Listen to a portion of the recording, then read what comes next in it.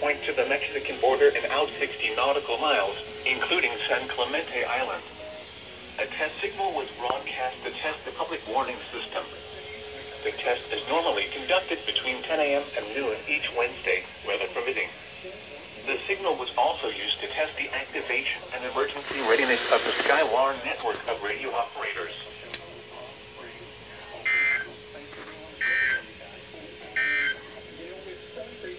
Oh, now SGX issues a weekly test. It's like 11:43. Usually it comes at 11:15. Oh, whatever. This is the M12 signing off. Like, comment, subscribe, and whatnot.